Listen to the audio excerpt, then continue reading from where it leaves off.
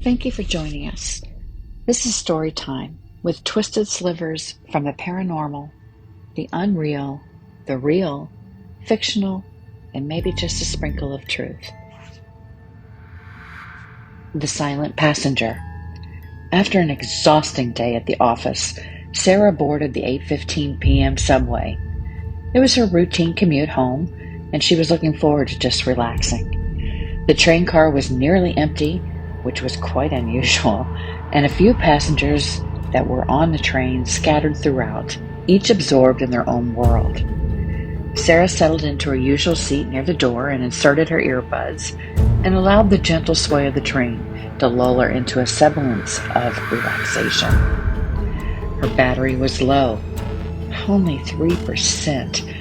Ugh, why do I always forget to charge this thing?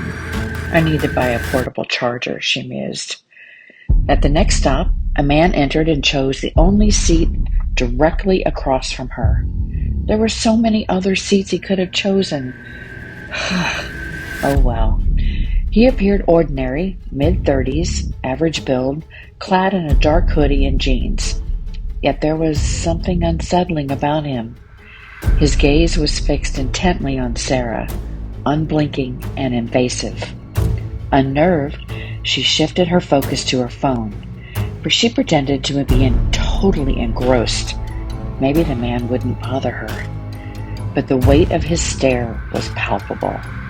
He never shifted his gaze. Why are there so many weirdos on the subway?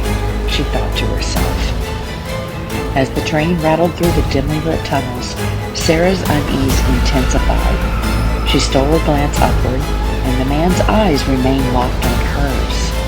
His expression was hard to read. She really couldn't see his eyes. Were his eyes black? Was his face shifting and distorting? Or was she just overly stressed and tired? The air grew thick, pressing down on her. She contemplated moving to another car at the next station. But she dismissed the idea. She didn't want to appear paranoid. Or maybe she should. Take deep breaths, Sarah. Stay calm, she instructed herself. Well, that certainly wasn't working. She felt totally panicked. The train halted at the next stop. The remaining passengers disembarked, leaving Sarah and the strange man alone on the cart.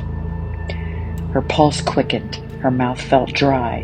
The door closed with a hiss, and the train resumed its journey. Suddenly, the overhead lights flickered before plunging the car into darkness. Is this a movie? The lights? Really? Oh my gosh, what could be worse? She thought to herself. Panic surged within Sarah. She yanked out her earbuds and shoved them deeply into her pockets. The oppressive silence was amplifying her fear. Hello? She called out, her voice quivering. No response. Just the clacking of the tracks. She fumbled in her bag for her phone to activate the flashlight, only to realize that finally her battery had died. A reminder of her earlier neglect. You've got to be kidding me, she admonished herself. A faint rustling emanated from the man's direction. Sarah's breath caught in her throat. Is someone there? She whispered. The sound grew louder, approaching her. It almost sounded like a large bird flapping its wings along with a dragging sound. She gripped the edge of her seat. Immobilized by fear, she felt frozen. The air was thick. She started to sweat. She was frightened to her core. Abruptly, the lights flickered back on, and the seat across from her was vacant.